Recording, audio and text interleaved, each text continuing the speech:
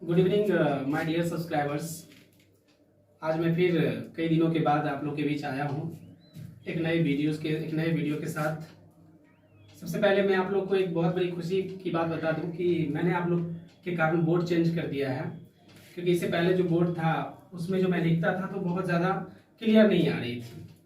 तो मुझे लगा कि कहीं ना कहीं बोर्ड के कारण जो है आप लोग को दिक्कत हो रहा होगा, तो मैंने बोर्ड चेंज कर दिया। अब एक नया बोर्ड आया है और मुझे पूरा विश्वास है कि आपको इस बोर्ड पे बहुत ही अच्छा लगेगा। जो भी हम पढ़ाएंगे आपको डायरेक्ट दिखेगा बढ़िया से, प्रत्यक्ष रूप से। तो आज मैं आप लोग को जो टॉपिक लेके आया हूँ उसके बारे में बाद में चर्चा कर लूँगा। फिलहाल मैं एक स्लोगन है यहाँ पे, मैं उसके बारे में चर्चा करता हूँ। लिखा है यहाँ पे कि money is not equal to God but it is not less than God. देखिए, इसका मतलब होता है कि रुपया जो है, पैसा जो है, सो भगवान के बराबर नहीं है, लेकिन फिर कहा जाता है कि ये भगवान से कम भी नहीं है। क्योंकि कुछ काम ऐसा होता है जहाँ पे जो मनी है वो मनी का कोई वैल्यूज नहीं होता है, लेकिन कि कुछ ऐसे जगह होते हैं जहाँ पे रुपए की काफी अहम भूमिका होती है किसी भी काम को करने के लिए। तो मेरे कहने का मतलब है कि ये बात सही है कि मनी का कहीं ना कहीं अपनी लाइफ में, दैनिक जीवन में बड़ा ही अपना इम्पोर्टेंट रोल है। लेकिन इन चीज़ों को अगर हम ध्यान में रखेंगे तो कहीं ना कहीं हम अपने जो अपने नज़दीकी है, जो हमारे रिलेटिव्स हैं या फिर जिसके साथ हमारा कोई संबंध है, हम कहीं ना कहीं उस संबंध को खो सकते हैं। तो हमें इस बात का हमेशा याद रखना है कि आप हमेशा इस बात को नहीं समझे कि मनी इज एवरीथिंग। क्यों? क्योंकि मनी अगर एवरीथिंग होता तो कहीं ना कहीं मुकेश अंबानी के घर में मौत नहीं होता। तो इस बात को तो आप समझ रहे हैं, मुकेश अंबानी के घर में बीमार लोग नहीं पड़ते, उसके यहाँ डॉक्टर नहीं जाते, अगर पैसा वाकई में सब कुछ होता तो मुझे कहीं ना कहीं पूरा ये विश्वास है कि इस बात को आप हमेशा से इग्नोर करेंगे कि money is not everything, but you can say that money is not equal to God but it is not less than God, but it will be happen only sometimes for. तो इसलिए मैं यहाँ पे आपको बताना चाहूंगा इस स्लोगन के माध्यम से रुपया की जो अपनी एक भूमिका है वो मैं बताना चाहता हूँ। अब मैं आप लोग को एक चीज समझाने की कोशिश कर रहा हूँ, ए और बी में क्या अंतर है।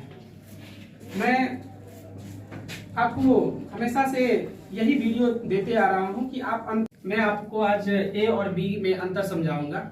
तो मैंने पहले भी आपको कई सारे जो वर्ड थे, दो वर्ड मैंने लिया, उन दोनों वर्ड के बीच में जो डिफरेंट था मैंने उसको समझाने की कोशिश किया। आज मैं एक छोटा सा कॉमन बात ले रहा हूँ कि ए और बी में क्या अंतर है। ये आप पता है, ये दोनों का दोनों अल्फाबेटिकल लेटर्स है और इन दोनों के बीच में क्या डिफरेंट है उसको समझने की कोशिश करेंगे। तो सबसे पहले हम ए की यदि बात करें तो ए हमारे अल्फाबेट के पहला लेटर है। क्या है? ए हमारे अल्फाबेट का पहला लेटर है। दूसरी बात क्या है, ये इसमें आपको ये एक वोवेल लेटर है। क्या है ये वोवेल लेटर है। तीसरी बात क्या है, इसमें ये इसका जो मीनिंग होता है वो एक होता है। और अगला जो बात है, ये जो है हमेशा कॉन्सोनेंट साउंड वाले नाउन के पहले प्रयुक्त होता है। फॉर एग्जाम्पल जैसे a dog, a pen, a book. तो यहाँ पे डी, पी और बी जो है सो कॉन्सोनेंट लेटर है और इसके साउंड भी कॉन्सोनेंट है, इसीलिए इसके पहले आया है। तो फिर से इस बात को समझ लीजिए, ए जो है सो अल्फाबेट का पहला लेटर है, ये एक वोवेल लेटर है, इसका मतलब एक होता है, ये कॉन्सोनेंट साउंड के पहले प्रयुक्त होता है। अर्थात ऐसे नाउन जिसका पहला लेटर भले ही कॉन्सोनेंट पे क्या कहते हैं उसको वोवेल हो या कॉन्सोनेंट हो, अगर उसका साउंड यदि कॉन्सोनेंट है तो उसके पहले आपको ए का प्रयोग करना है।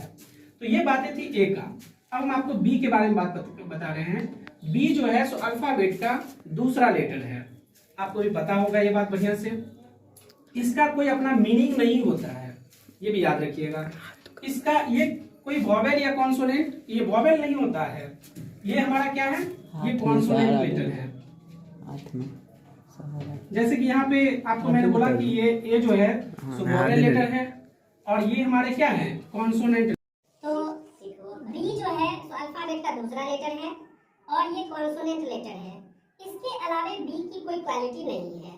तो कहने का मतलब है ए और बी की जो मैं अंतर था वो मैं आपको बताने की कोशिश किया और मुझे पूरा विश्वास है कि आप इसे देखेंगे। देखिए मैं आपको एक बात कह रहा हूँ, मैं औरों की तरह आपको ये नहीं कहता हूँ कि आप मेरे वीडियो को लाइक कर दीजिए या मेरे वीडियो को सब्सक्राइब कर दीजिए या फिर आप शेयर कर दीजिए, नहीं। आप पहले इस वीडियो का खुद का फायदा ले लीजिए कि हम जो आपको समझा रहे हैं वो आपको समझ में आ रहा है कि नहीं आ रहा है। अगर आपको लग रहा है कि नहीं नहीं हमें इस वीडियो से फायदा मिल रहा है या इस वीडियो के माध्यम से हम कुछ सीख रहे हैं, उसके बाद आप डिसाइड कीजिएगा कि आपको सब्सक्राइब करना है कि नहीं करना है, लाइक करना है कि नहीं करना है।